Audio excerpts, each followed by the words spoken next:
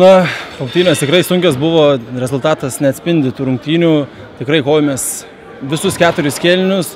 Nežinau, gal šiek tiek fortūna buvo mūsų pusėje, kad rungtynių pradžioje gavo jau 2 žaidėjai traumas, tai šiek tiek, žinot, taip pagelbėjo mums gal, bet iš tiesų rungtynės tikrai buvo sunkios. Na ir pats šiandien ne vieną tritaškį sūdė, apskritai tritaškių šiandien daug mėtėt varžovams, tarsi ir nepavyko jūsų uždengti. Ar čia buvo planas būtent tritaškį, ar tiesiog pajutėt, kad šiandien krenta? Tiesiog mūsų komanda gerai metant tritaškius ir pakrito. Na, dažnai būna, mūsų komanda remiasi tais tritaškiais, dažnai būna tokių rungtynių, jeigu mums jau nepakrenta, tai jau bus tokios jau sunkesnės rungtynės, bet kai jau krenta, tai jau... Tritaškiai ginklas mūsų, varžybų ginklas.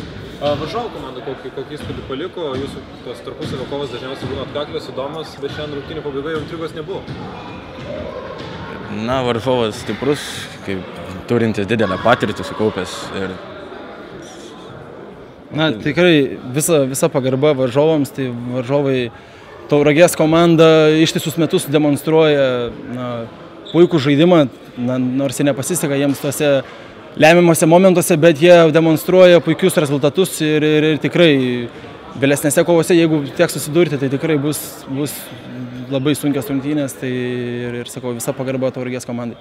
Ar gal ką norėtum sirgaliams pasakyti šiandien, jūs susakėm, kad tiesiog salė atmosfera puikiai? Sirgaliai buvo nerealūs, ačiū jiems, padarėm puikią šventę tiek sirgaliam, tiek mūsų miestui, super, sirgaliai nerealūs buvo.